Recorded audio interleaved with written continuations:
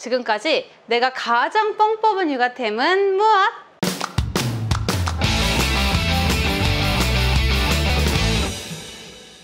안녕하세요. 똑똑한 엄마들의 똑똑한 TV 맘똑TV.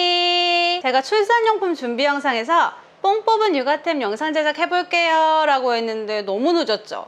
이제야 영상을 만들어 보네요. 그래서 오늘은 제가 사용해보았고 지금까지 너무 잘 쓰고 있는 저와 제 아들 기준 정말 돈 안 아까웠던 육아템에 대해서 알려드릴게요. 첫 번째, 수유등. 아기 때 밤중 수유할 때만 필요하다 생각하는 분들도 많이 계실 텐데 현재 3살인 저희 아들은 아직도 잘 써요. 지금은 잠들기 전에 수면등을 먼저 켜서 잠잘 시간이라는 걸 알려주고 완전히 잘 준비가 되면 그때 수면등을 꺼서 재우고 있어요. 두 번째, 거즈 블랭킷. 제가 속삭이 리뷰 때 한번 말씀드렸죠. 이걸 출산 선물로 받아서 아기 때부터 지금까지 쭉 애착 이불로 걷어차긴 하지만 집에서 이불 대신 외출 시엔 접어서 베개로 사용하거나 추울 때 덮어주거나 유모차 덮개로 사용하는 등 사용 범위가 넓다 보니 너무 좋았어요. 세 번째, 휴대용 유모차. 디럭스 유모차는 돌 정도까지 사용했는데 사실 전 밖에서보다 집에서 더 많이 태웠던 것 같아요.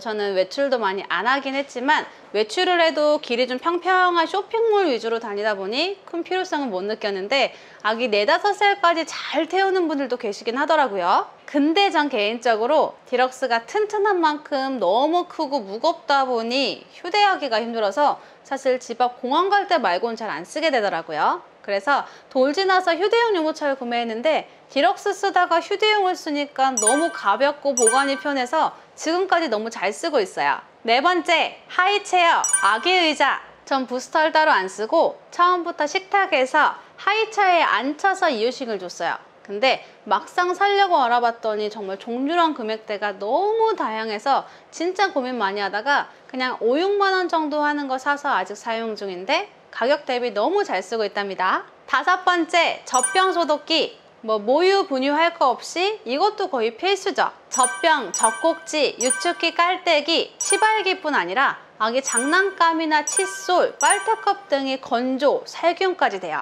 그래서 전 소독과 보관 용도로 아직도 안 치우고 사용하고 있답니다. 이거 디자인 보니까 엄청 오래된 것 같죠? 저도 물려받아 사용하고 있는데 저처럼 중고로 사용하시는 분들도 계실 거예요. 이때 사용 빈도에 따라 다르지만 보통 6개월에서 최대 1년에 한 번씩 이 적외선 램프를 교체해 줘야 돼요. 그래서 중고로 사용하시는 분들은 처음에 아예 갈고 시작하는 것도 좋겠죠. 참, 젖병 수유하시는 분들 중에 젖병을 보관하거나 건조할 공간이 부족한 분들은 젖병 건조대 저렴한 거 하나 구매해 놓으셔도 편해요. 저는 소독기에 건조 기능이 있어도 그냥 완전히 건조시키고 소독기 돌렸어요. 그리고 분유 수유하신 분들은 분유포트도 엄청 뽕 뽑은 육아템이라고 진짜 많이들 추천하시더라고요. 여섯 번째, 기저귀 쓰레기통. 이게 육아템이야? 라고 생각하실 수도 있는데 애기들이 쓰레기통을 만질 수도 있고 기저귀도 엄청 많이 나오고 냄새도 진짜 많이 나거든요. 근데 이건 뚜껑이 이중으로 되어 있어서 냄새 차단도 잘 되고 봉지 가기에도 너무 편해서 진짜 일반 쓰레기통 쓰다가 이걸로 바꿨을 땐 너무 신세계였어요. 근데 쓰다 보니 단점은 무거운 기저귀를 버릴 때는 덮개 부분에 손을 안 대도 되는데 일반 쓰레기 버릴 때는 덮개 부분을 항상 만져야 되니까 조금 찝찝하더라고요. 그래서 요즘은 자동 센서 기능 등 다양하게 보완된 쓰레기통들이 많이 나온 것 같아요. 일곱 번째, 건조기. 이것도 마찬가지로 완전 필수템. 비싸긴 하지만 지금까지 너무 잘 쓰고 있어요. 건조기도 1년 먼저 출산한 동생이 저한테 언니 건조기 꼭 사, 제발 사, 하루라도 빨리 사 라고 했던 제품. 근데 모든 남편들이 처음에 다 그러나요? 건조기가 왜 필요해? 내가 빨래 널고 가면 되지, 필요 없을 것 같은데 라고 했지만 지금 남편이 제일 잘 쓰고 있어요. 건조기의 단점이라는 옷이 줄어드는 게 무서워서 건조기를 안 쓴다는 건 비싸거나 잘 줄어드는 옷은 따로 건조하시고 편하게 육아하세요. 여덟 번째, 식기세척기. 이건 남편이 예전부터 노래를 부르던, 사실 금액이 있다 보니 맨날 고민만 하다가 구매해서 사용한 지는 얼마 안 됐어요. 근데 진작에 있었으면 너무 편했을 것 같은 제품? 저희는 어른 설거지보다 애기들 설거지가 시간도 더 오래 걸리고 너무 힘들더라고요. 너무 작은 게 수두룩하게 나오고 이유식 한 번만 해도 설거지 엄청나고요. 하지만 지금은 설거지하는 시간만큼 여유 시간이 생기니 너무 편하더라고요. 그래서 육아할 때 시간적 여유와 평화를 주는 식기세척기도 추천합니다. 9번째, 체온계. 이건 뭐 당연한 필수품이죠. 10번째, 애착인형. 많은 아이들의 애착인형이라고 불리는 토순이. 이것도 남편이 출산 선물로 받았는데 처음엔 아예 관심도 없다가 어느 순간부터 잘 때 꼭 이 인형을 찾더라고요. 좋아하는 애기들은 외출용, 큰 토끼, 작은 토끼 이렇게 막 종류별로 있는데 싫어하는 애들은 아예 관심도 없더라고요. 11번째, 기저귀 가방. 뭐 기저귀 가방 필수죠. 모든 아기 필수 용품들을 한 가방에 정리해서 외출 시에 항상 아기와 함께 하니 기왕이면 이쁜 게 좋잖아요. 근데 마음에 드는 게 없다, 사기 좀 아깝다, 그럼 갖고 계신 숄더백이나 가방에 칸칸이 되어 있는 이너백 하나 저렴한 거 사서 넣어 사용하시는 것도 되게 편해요. 12번째, 천기저귀. 기저귀 목적이 아니라 목욕 수건으로 잘 닦이고 되게 빨리 말려서 전 되게 잘 쓰고 있어요. 13번째, 베이비룸, 안전문. 이것도 개인차가 있는데 나는 애기 가둬놓는 거 싫다 하시는 분들이 있고 안전을 위해서 꼭 써야 된다 하시는 분들로 좀 나뉘는데 저는 후자였고 개인적으로 지금까지 너무 잘 쓰고 있어요. 이것도 문짝을 살까 말까 막 고민을 하다가 그냥 없이 사서 마루 전체를 베이비룸으로 막아두고 사용했었어요. 아무래도 제가 잠깐 다른 일 할 때 애기가 베이비룸 안에 있으면 안심은 좀 되더라고요. 근데 단점이 잘 밀린다는 거. 특히 아기가 힘이 세질수록 생수병으로 막아놔도 엄청 잘 밀어요. 그리고 활동 범위가 넓어질수록 이 베이비룸 안에 있는 걸 답답해하고 자꾸 나가려고 하다 보니 짧게 쓰고 중고로 내놓으신 분들도 많아요. 저도 돌까지는 베이비룸으로만 막아서 사용했는데 그 이후에는 TV장이나 부엌 같은 좀 위험한 곳만 막아두다가 지금은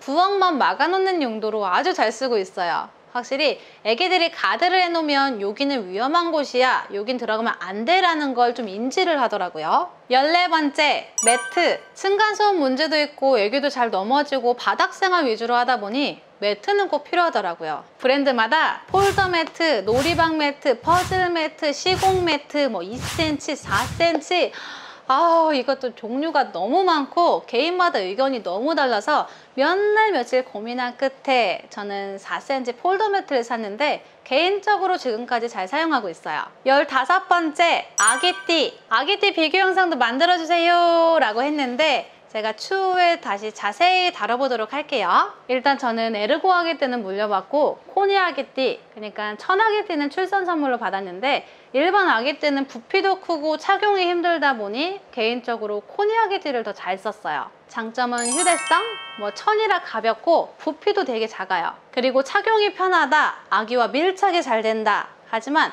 밀착이 너무 잘 되는 걸 답답해하는 아기도 있고 서로 막 붙어있다 보면 땀나고 더워서 불편해하시는 분들도 있더라고요. 또 아기가 목을 가누지 못할 때는 목을 항상 엄마가 받치고 있어야 돼요. 그리고 아기가 크고 무거워질수록 어깨가 너무 아프다. 또한 어깨를 이렇게 감싸는 디자인이다 보니까 엄마가 팔을 들기가 어렵고 아기가 다리를 막 움직이면 이 가운데가 벌어지다 보니 아기가 클수록 사용 빈도는 줄었지만 전 개인적으로 너무 잘 썼어요. 근데 어떤 아기띠든 아기가 클수록 어깨 아픈 건 진짜 어쩔 수 없더라고요. 그래서 힙시트를 6개월부터 돌 넘게까지 쓰긴 했는데 아기띠는 어깨가 아픈 데 비해 힙시트는 허리가 힙시트가 확실히 아기 앉는 곳이 단단하다 보니 그냥 잠깐 안아줄 때 뒤에 꼭 버클을 사용하지 않아도 아기 안아주는 게 너무 편해서 자주 사용했는데 확실히 내 허리 힘으로 지탱하는 거다 보니 아기가 크고 무거워질수록 힙시트 오래 하면 허리 너무 아프더라고요.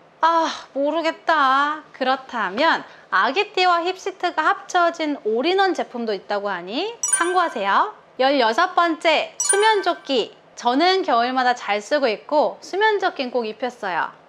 얌전히 베개 잘 베고 이불 잘 덮고 자는 애기들은 큰 필요 없지만 이불킥하는 애기들 눈 떠서 맨날 이불 덮어줄 수도 없고요. 그래서 날이 추워지기 시작하면 보일러를 틀어도 감기 걸릴까봐 수면조끼는 항상 입혔답니다. 17번째, 사운드북. 누르면 노래 나오는 책들 있죠? 이건 아기 때보다 자기가 인지하고 조작할 수 있는 나이가 되니까 더 좋아하더라고요. 지금도 자기가 틀고 싶은 노래 틀어서 노래 막 따라 부르고 춤추고 너무 잘 활용하고 있어요. 그리고 이 외에도 수많은 국민 장난감이라는 거 많이 써봤어요. 타이니모빌, 바운서, 아기체육관, 걸음마 보조기, 에듀볼, 에듀테이블, 런닝홈, 점퍼루, 타요버스, 미끄럼틀 등등.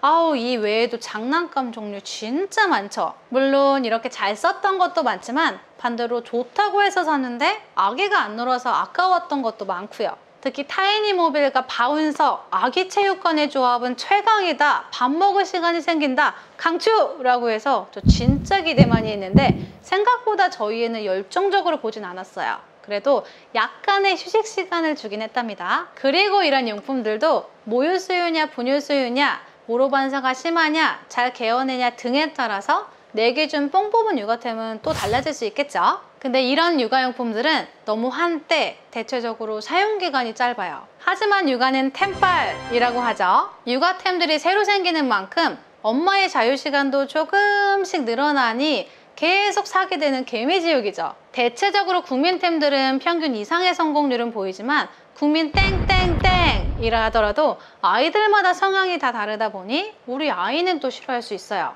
그래서 꿀템이라고 해서 막 겨우 샀는데 막상 애기가 사용하지 않아서 새 제품이나 한두 번 사용한 물건들이 중고마켓에 종종 올라오기도 하고요. 사실 아기용품은 물고 빠는 게 아니라면 사용기간 자체가 짧기에 찾아보면 깨끗한 걸 저렴하게 구입할 수도 있고 대여하는 방법도 있기에 개인에 맞게 선택하시면 좋을 것 같아요. 네, 오늘 영상은 여기까지입니다. 오늘은 제가 지금까지 개인적으로 만족하면서 사용했던 용품들에 대해서 알려드렸는데 뭐 엄마나 아기 성향에 따라 뽕 뽑은 육아템은 다 다를 수 있겠죠. 그래서 사기 전에 한 번 더 생각해 보시고 꼭 현명한 구매하시길 바랄게요. 구입하시는 모든 육아용품들 꼭 성공하세요. 참, 이외에도 이미 출산을 한 엄마들이 이 영상을 보고 계신다면 출산을 앞두신 분들을 위해서 댓글로 정보 공유 많이 해주세요. 네, 오늘 영상이 도움이 되셨다면 좋아요, 구독, 알림 설정까지 꾹!